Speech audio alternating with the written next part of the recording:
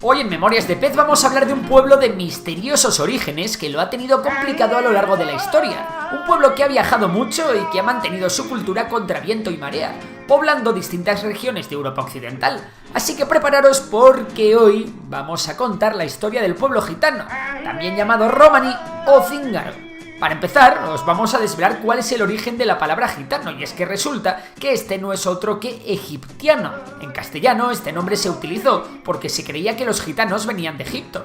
De hecho, el término en inglés gypsy viene a ser lo mismo, originario de Egipto. Sin embargo, esto es algo muy alejado de la realidad porque su origen es aún más remoto. Ahora veréis. Y es que a pesar de que la historiografía lo ha tenido muy chungo para estudiar sus constantes idas y vueltas, parece que se ha llegado a un consenso en una cosa: el camino de los gitanos empezó en la India. Más concretamente, parece que su origen proviene del noreste del subcontinente, que abarca las regiones de Sindh y Punjab, o lo que es lo mismo, el actual estado del Rajasthan.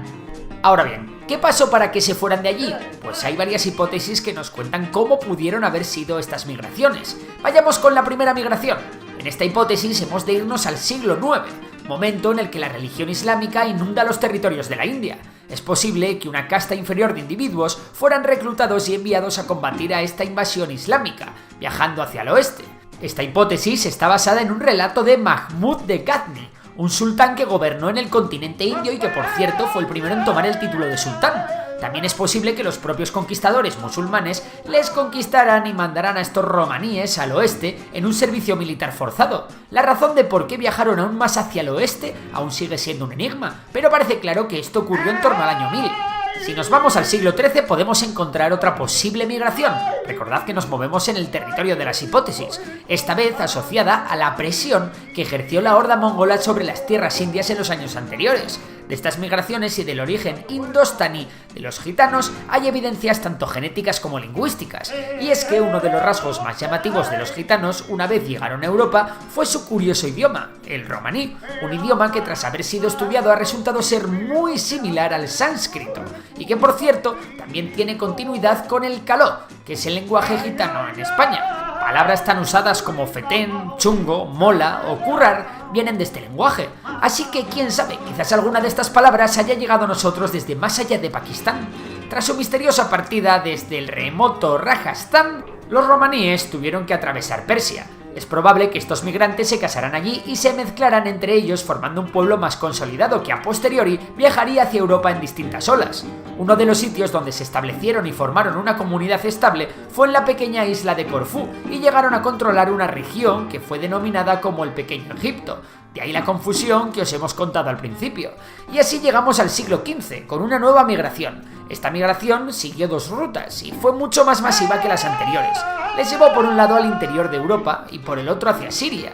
La primera rama se extendería por prácticamente todo el continente europeo, mientras que la segunda tomaría su camino desde el levante mediterráneo al norte de África, para acabar cruzando el estrecho de Gibraltar y converger con la primera rama en la península ibérica.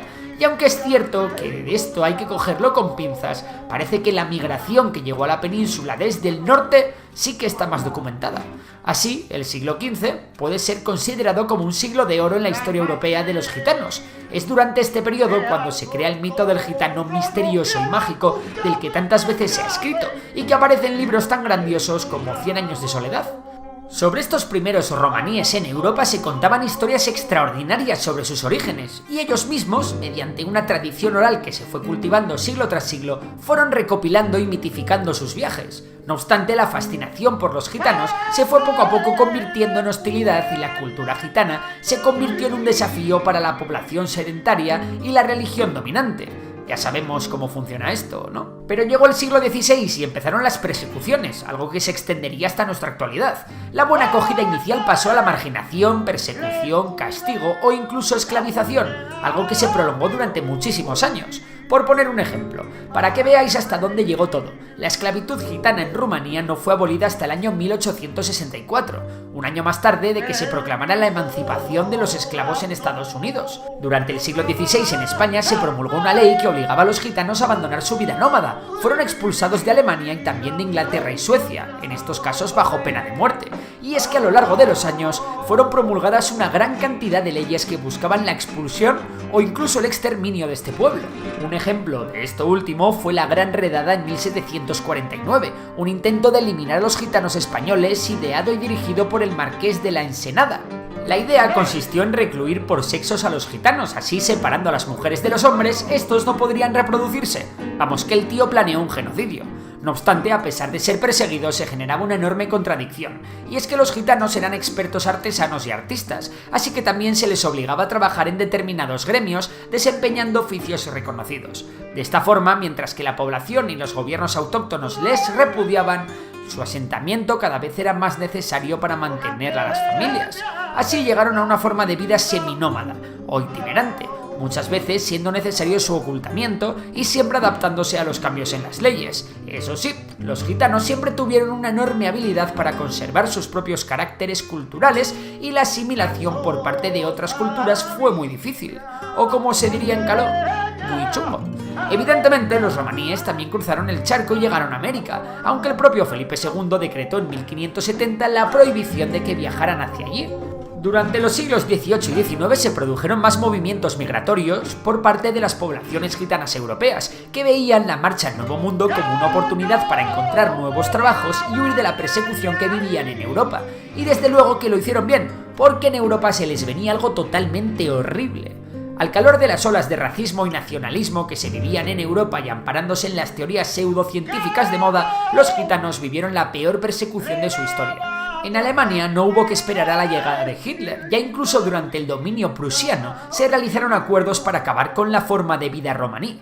En 1905, en Baviera, se elaboró un libro gitano que tenía por objetivo realizar un censo para poder mandarles a hacer trabajos forzados si no demostraban tener trabajo estable, y durante la República de Weimar esta medida se adoptó en toda Alemania.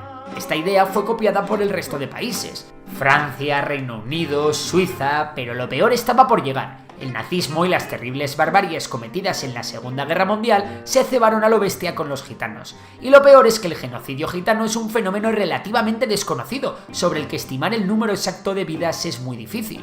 Las cifras podrían ascender a más de 1 millón, y se sabe que solo en Auschwitz murieron más de 20.000. Un absoluto drama. Tras la caída del muro de Berlín y el inicio de la guerra de los Balcanes, la cosa también se iba a poner seria para los pueblos romaníes, y es que la limpieza étnica que los serbios llevaron a cabo provocó un éxodo sin precedentes de refugiados de los que una parte importante eran gitanos, otra diáspora más en su enorme lista de viajes forzados.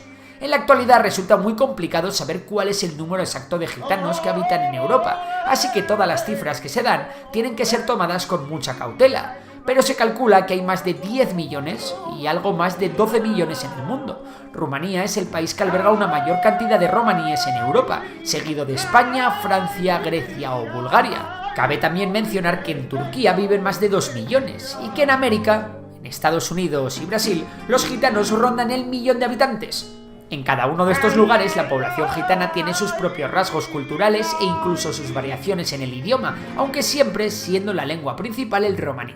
A día de hoy la asimilación cultural del pueblo gitano sigue siendo a veces complicada y la persecución no ha cesado en muchos sitios. Sin embargo, con este vídeo esperamos que el haber descubierto algo más sobre su interesante historia y su problemática constante nos lleve a entender que las diferencias entre culturas suman y no restan. Como habéis visto, nuestra cultura está muy entrelazada, sobre todo en España. Esperamos que os haya gustado el vídeo y que os vaya fetén. Si te ha gustado, ya sabes que puedes darle a like, suscribirte y si te gusta la economía, seguir a Memorias de Tiburón, mi otro canal. Por lo demás, un saludo y hasta la próxima.